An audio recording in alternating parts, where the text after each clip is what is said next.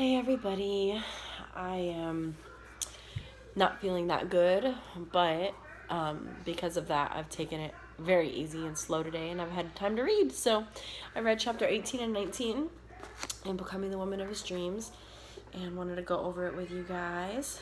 So chapter 18 was pretty good. Well, this section 5, is safeguards her marriage. So the woman of his dreams is a wife or a woman that safeguards her marriage, protects her marriage. And that is so important, and I'm such a fan. So husband being number one, that's the first thing I wrote, and I feel like that's the theme of this chapter, is like your husband needs to feel like, or he needs to know that he is number one in your heart, and that you protect your marriage against anything that could drive a wedge in it. So it starts off with that story of that guy, Brian, I think his name was. Yeah. And his young wife, and how she just could not leave and cleave. Her parents, her family was number one to her. And it was obvious in the way that she acted. And it was hurtful to him. And I think they ended up in a divorce and then ended up back together later, which is great. I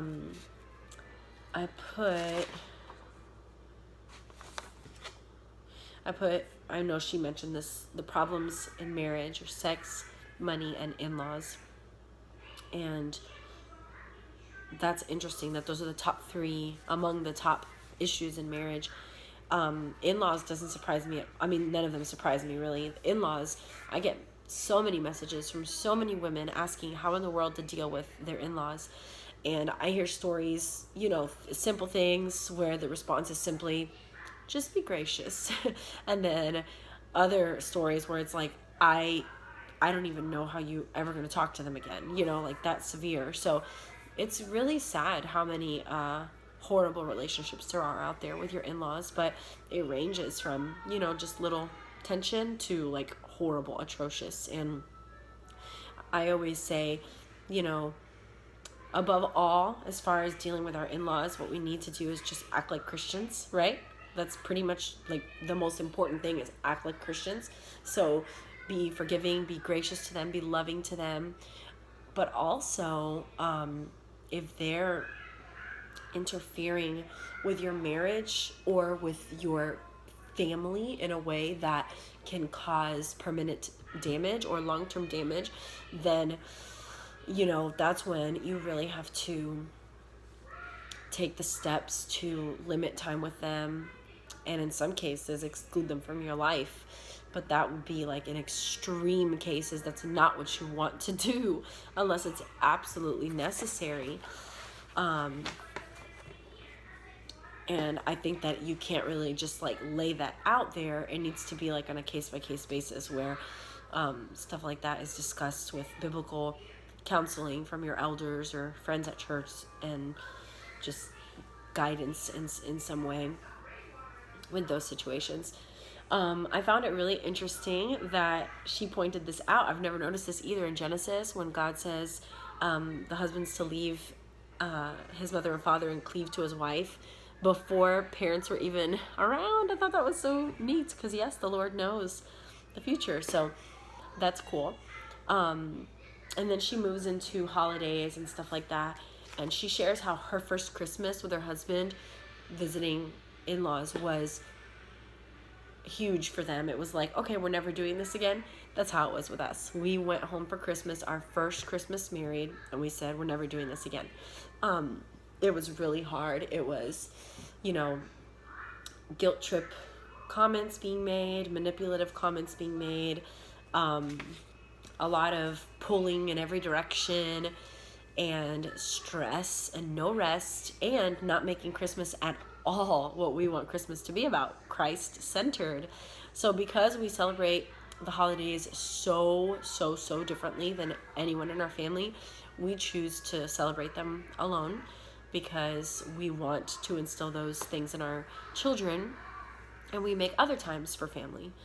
We are considering trying to start getting down to Florida for Thanksgiving, since it's not tied in any way to, I mean, of course we can thank the Lord for everything, but we thank the Lord for everything anyway. The way we celebrate Thanksgiving is we eat, So we can do that with our family and it not interfere with family traditions. I don't mind that at all, and neither does Hector. So we decided not to allow holidays to be stressful for us.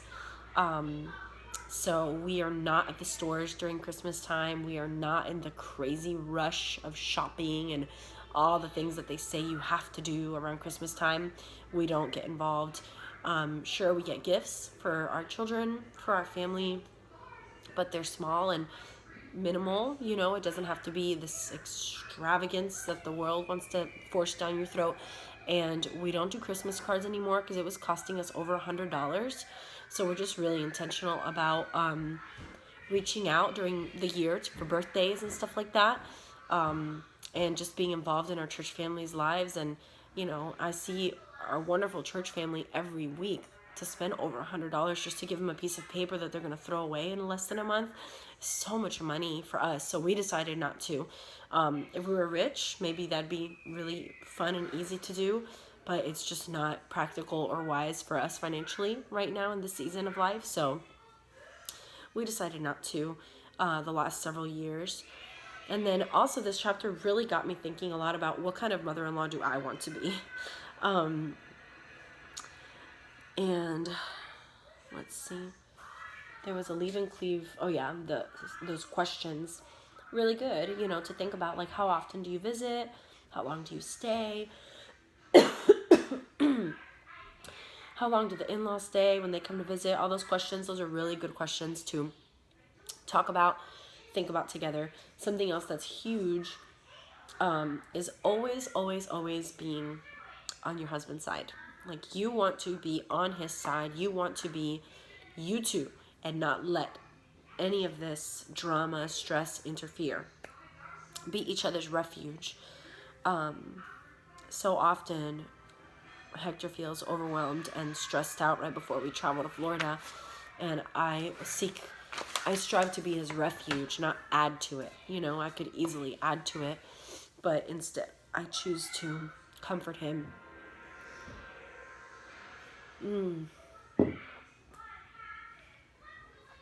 I feel like drawing. So the last thing I wrote there was, hold on, buddy. Honor your mother and father, she also mentioned. So, of course, making decisions that, are wise for your marriage and to protect you and your family, but at the same time, not to forget, we need to honor our mother and father, and that is a command from the Lord. So we don't want to just shun them to the side because they interfere. Of course not. We need to sacrifice and be selfless and love them too. And then I thought it was hilarious when she says, I'm sorry you feel that way, to practice that. When you get those guilt or manipulative quotes, I'm sorry you feel that way. That is, I don't know if I would have the guts to say that. Or at least I would have to be sure that I say it with a tone that is genuine and sincere, and not, oh, I'm sorry you feel that way. Because that's how I'm reading it. So it's funny. Another thing that I always do is throw it on Hector with his permission, and I think that exemplifies the model of marriage too. Scripturally, I'm always like, oh, well, Hector said that we're doing this, so I'm showing that he's the head and I'm following, and I have a good attitude about it, and the decision's on him. So that's something else that I do very often. And then just the two problem females thing, I think that's so true. You never want to be that second woman to be like making your husband crazy. So when you see that his mom is getting to him or on his case or whatever, you don't want to get on his case too. You want to not put him in a situation where he's got two women at his throat, So whenever you see your husband overwhelmed or stressed out because of his mom, immediately snap into the comforter, refuge, I'm here for you, don't worry. Don't add to the problem by gossiping and bad-mouthing her. Don't add to it by being upset with him for your own reasons. Just be his refuge and fight for his holiness. You know, if you start saying, I know, I can't believe she said that, then you're not helping him be holy. You're helping him sin more, and you're sinning with him. So seek to fight for his holiness and to comfort him. And then just how it was talking about how parents always err on their child's side. I don't want to be that mom. I want to be I want to love my boys enough to where I point out to them things that are wrong if they ask, you know, instead of tell them you're the best when they're not, or blame their wife if they're the ones that are doing something too. I'm not going to point the finger at her. I'm going to say, you need to do this or that, not point the finger at her. Because how is pointing the finger at, let's say I'm talking with my son and he's talking to me about something, a marital problem. How is me saying, oh, I can't believe she did that, or I can't believe she said that, or that's crazy of her? How is that going to help their marriage? It's not. It's only going to worsen their marriage. All it's doing is giving him more ammo, more fuel, throwing logs on the already lit fire, right? I want to extinguish that fire by helping him think about himself, his actions, what he needs to do different, and also to view her in a loving biblical light, you know? So that's the kind of mother-in-law I want to be. And I put here, love your daughter or your son-in-law. I want to love my daughter-in-laws. I want to look for ways to develop friendships with them and encourage them, and help them. Not be this thorn in her side, the nagging, controlling, annoying mother-in-law. I don't want to be that. So I hope and pray that, you know, I'll have daughter-in-laws that like me and that want me in their life and that are open to friendship with me and encouragement from me and help from me.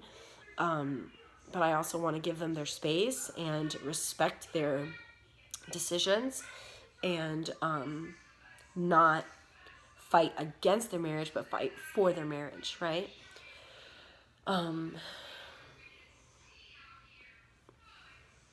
just like what the guy Brian says again at the end, when a man doesn't feel like he's number one in his wife's life, he feels like he's just a business partner, a zero, a nothing. I do not want my husband to feel like that. My husband needs to feel like he is everything in my heart, number one. And I fight for that because it's more important than anything physical. You know, obviously the Lord is number one, but my marriage is the most important thing to me in this life besides the Lord. And it is what I'm going to have after my children are grown and gone, you know? So I want to cherish it and deepen it and, you know, strengthen it. And then something else to be on guard about. Sometimes bitterness can be fed or created by people's comments. We need to be on guard for those comments. If you ever are talking to it's usually going to be like sisters or mother, you know, or close girl relationships. If they say something in a negative way about your husband, even if it's not, you know, I'm talking about the subtle things, not like your husband is so blah. That's not subtle. Something subtle is, I can't believe he did that. That's subtle. Because then you think, me either, I can't believe he did that. Huh. And then they just ignited or fed an already existing fight that you're having inside. So they may not even notice that they did that. But I would say two things. Don't be that person to anybody else that you say, I can't believe that. You're just feeding struggles and not fighting for their marriage. You're fighting against it, right? And when and if it happens to you, don't overlook it. Those are things to safeguard your marriage against as well, those little comments. Men don't see or understand some of the things that all women see and understand that are annoying about them. It's not that they're doing it on purpose. It's just the struggle that women have in wanting to control their husbands. And they're not like saying, I'm going to leave this here on purpose to bother my wife. Of course they're not. If they are, they're crazy. They're not doing that. But we get bothered that they left that thing there, right? So if you have 5 women in one room, they all notice the same thing and they all think it's funny, or they all think whatever, but they all notice the same thing because they're all women. So if one of those women says, I can't believe, there's your little fuel starter, you know? So just something else to guard your marriage against. And that's usually going to come from the close female relationships in your lives. Sisters, cousins, close girlfriends, even moms, your mom, you know. And then prep for in-laws. Yeah, her practical steps are great. Have a plan and all that stuff. But like I said in the beginning, above all, act like a Christian. Act like a Christian. Die to yourself. Be selfless. Be giving. Be gracious. Be long-suffering. Be self-controlled. Be kind. Be joyful. Act like a Christian. And they'll be gone after the visit, you know. Then moving on to chapter 19. I'm going to take a minute here.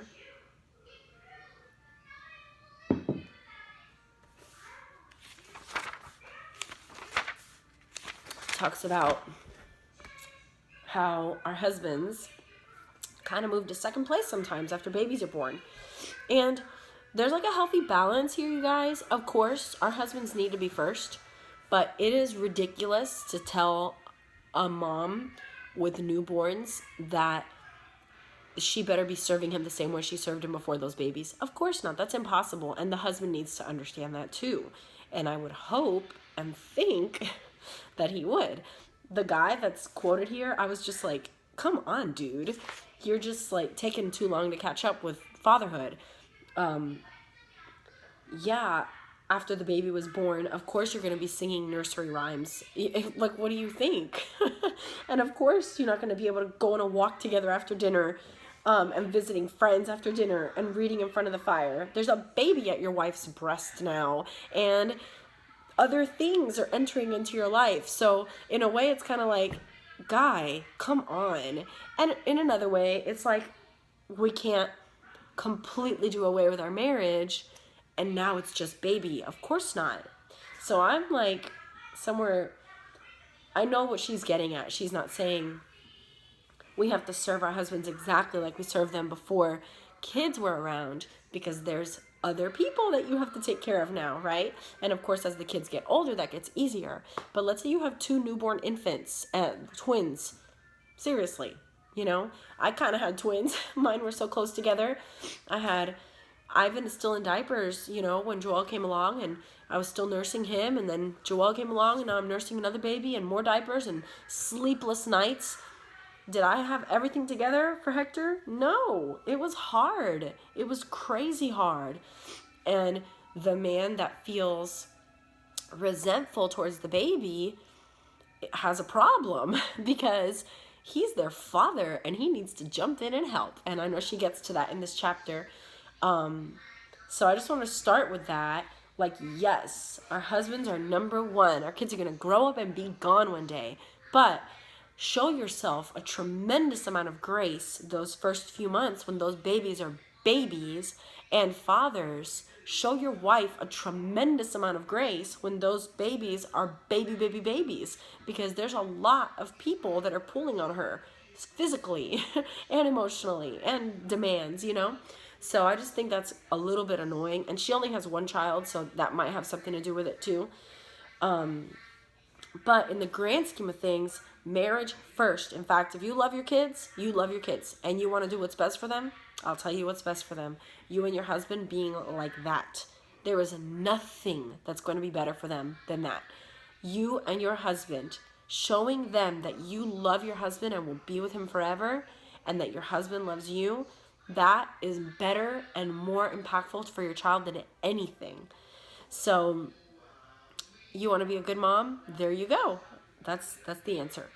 And then the whole self-esteem thing, she brought that up. I thought I would steal something I heard from John MacArthur, which I think is hilarious, but also very sad at the same time. The whole self-esteem movement of making kids think they're the best. They're so awesome. That Whitney Houston song, I believe the children are our future. Teach them well and let them lead the way. Show them all the beauty they possess inside. And then give them a sense of pride to make it easier. Let the children's laughter remind us how we used to be. And then the chorus is, you're probably singing it, trying to tell me, hello, I can't remember it. Because the greatest love of all is happening to me. I found the greatest love of all inside of me. Right? Because the greatest, hold on, love of all. You turned it off? Is happening to me. You turned it off? Okay. Learning to love myself is the greatest love of all. Can you think of a more poisonous, unbiblical song? Hey. Yeah, you sure can. You can watch one more, okay? So, that's funny. And then self-esteem is such nonsense. It's confidence comes from your children knowing that you think they're awesome and that you love them and you think they're wonderful. You hungry? Sign language? Hold on one second, okay? I'm almost done. No, we already had enough of those. I'll cut you. How about some bread with coconut oil and honey? Wait, bread with... I think I need to get some snack. Okay, children fed. Happy children. So,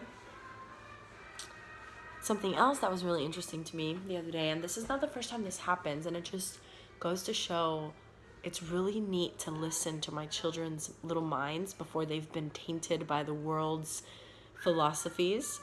There was like this 98-year-old woman or something like that that popped up on a commercial right before a YouTube video. And she said something like, people told me I couldn't do it or something like that. And she's doing all these yoga moves at 98. It's very impressive.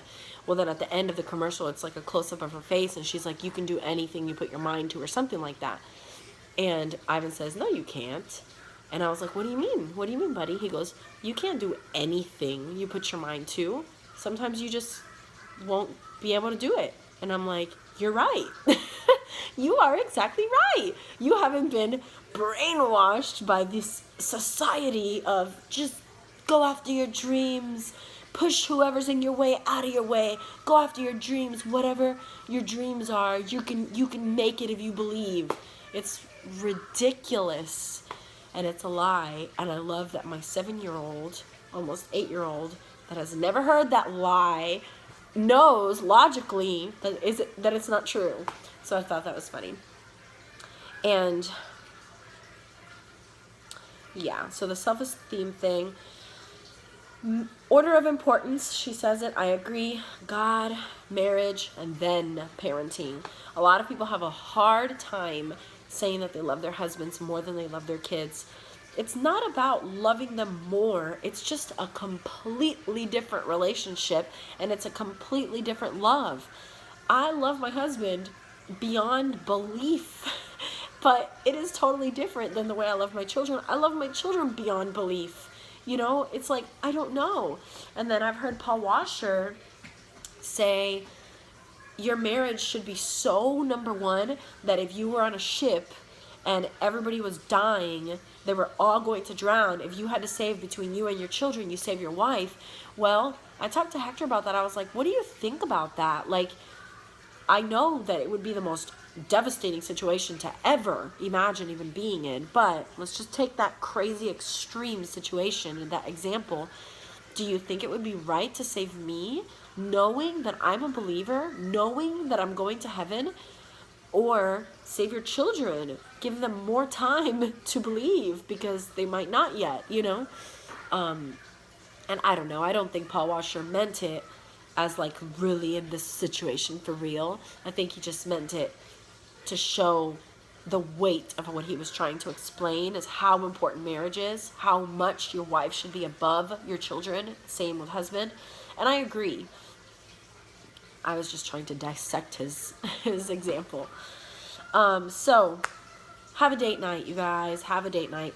My husband agrees. We're not like vacationers without our kids. We love our kids. We had kids to be with our kids. Why are we going to leave our kids behind? We don't think people that leave their kids behind are wrong, but we don't want to leave them behind. We might leave them behind for a weekend getaway, but for a whole week? We're not going to. At least not now. We might do that one day. That's not what we do now. We don't want to do that now. So we have getaways, but maybe 2 days, 3 days tops. But we do totally believe in date night, and a weekly date night would be amazing, but we get one at least twice a month. And then never feel guilty for putting your marriage first. Oh, goodness gracious. Never feel guilty for that. There's nothing better for your children, first of all, especially in the long run. And it is great for your marriage because your husband doesn't feel like you've chosen somebody else over him. Also, children can bring conflict. It is something you have to safeguard your marriage against. Conflict because of your children. We are with our kids much more than our husbands are. And even when we're not, like let's say you're not a stay-at-home mom or a housewife. Let's say you're not a housewife. You still kind of understand and know your kids a little better than your husband does. There's just something God-given to mamas that we understand and we know our kids just really well. We just do. We're their little nurturers, you know? So our husbands might sometimes not understand them and choose to discipline or correct or address something that you are like, oh no, that's not what they meant. It was this. Doesn't matter. Don't oppose him. Don't oppose him. And trust me, I have done it a million times. It is a constant battle. Constant.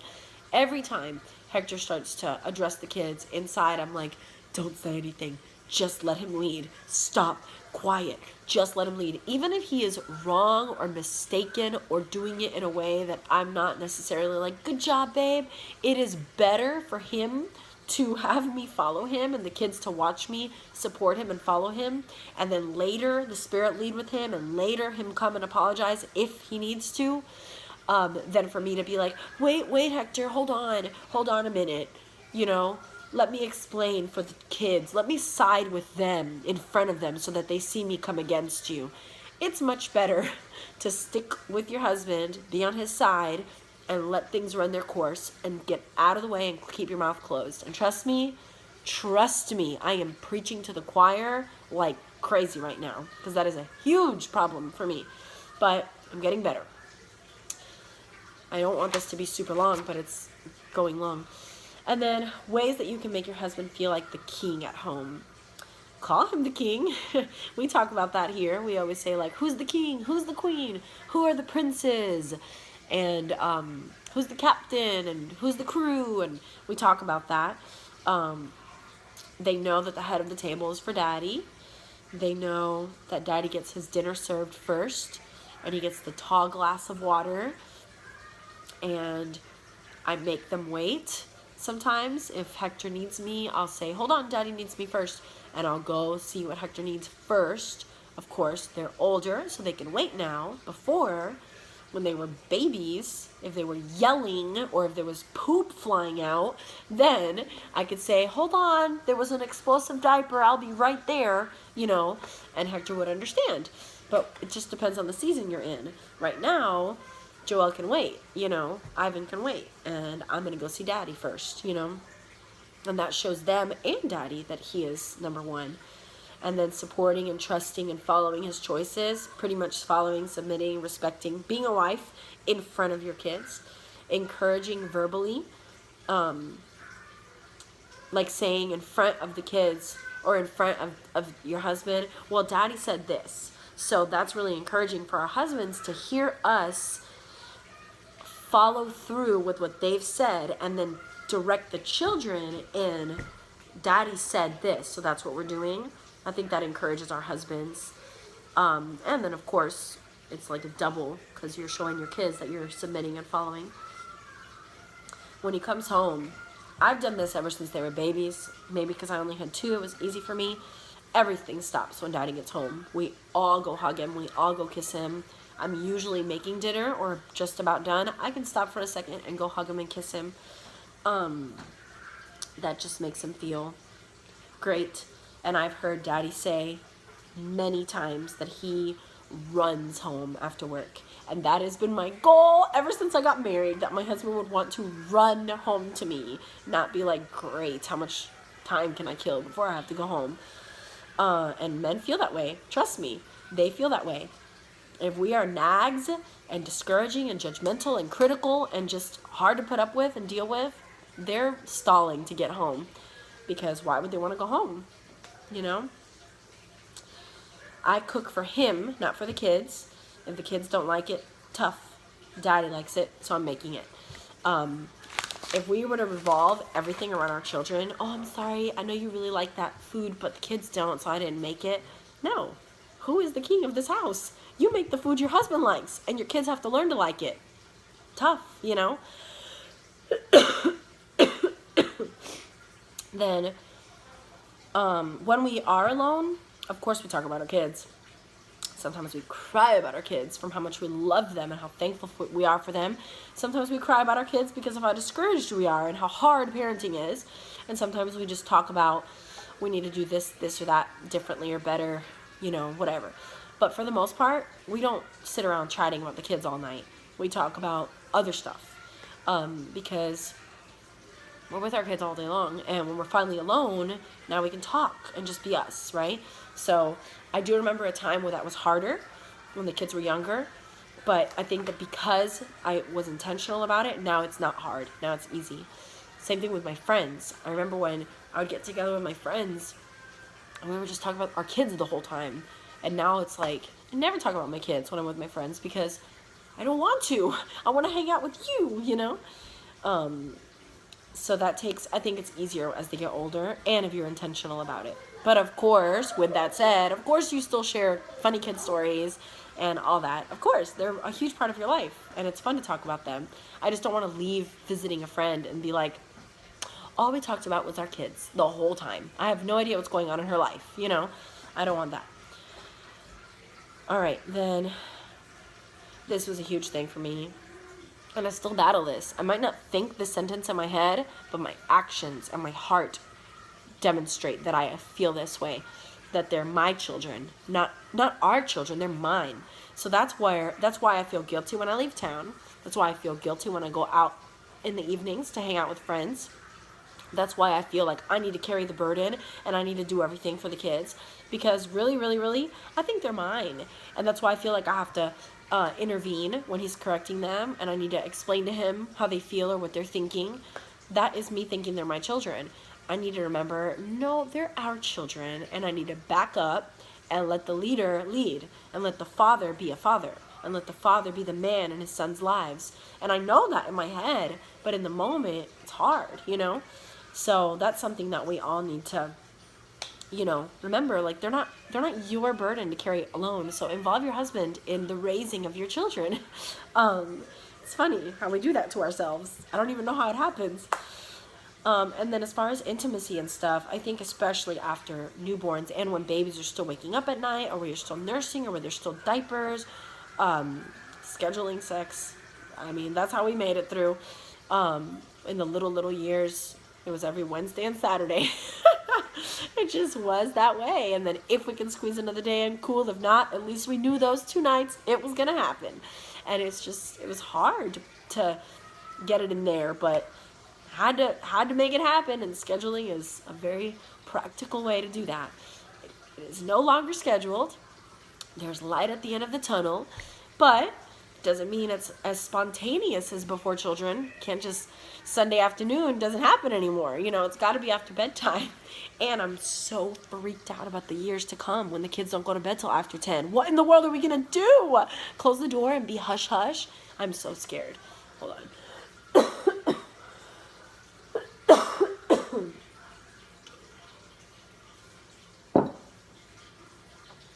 That's crazy.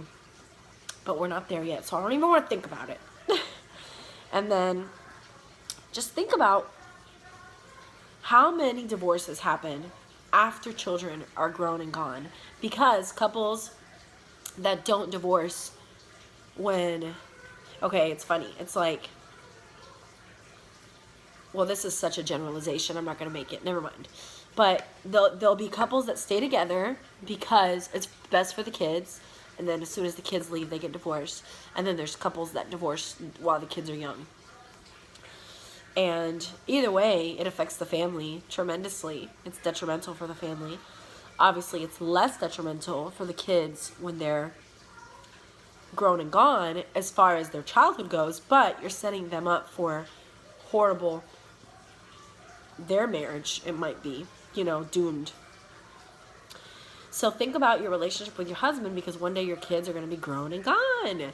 Like what's your marriage going to look like when they're gone? What if they were never around? What would you talk to your husband about? What would you guys do together?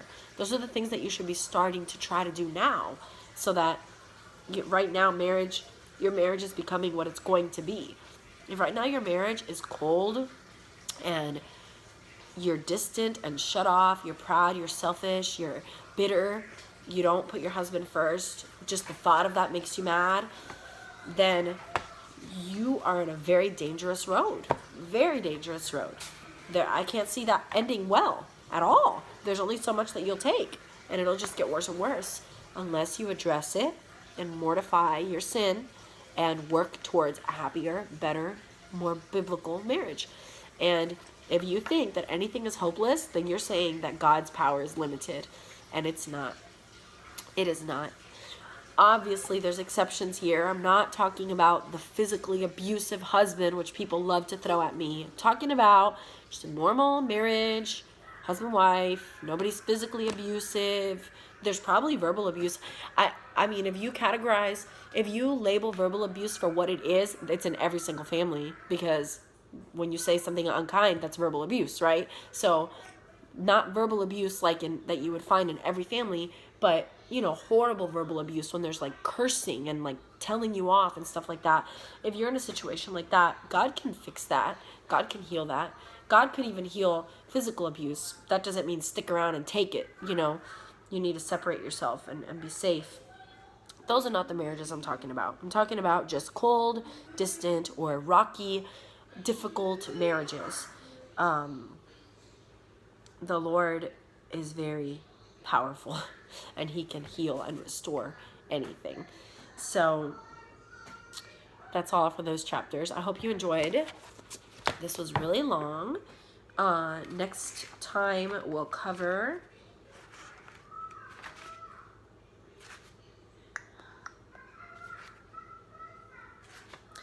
chapter 20 and 21, and that's much shorter. That's only 10 pages.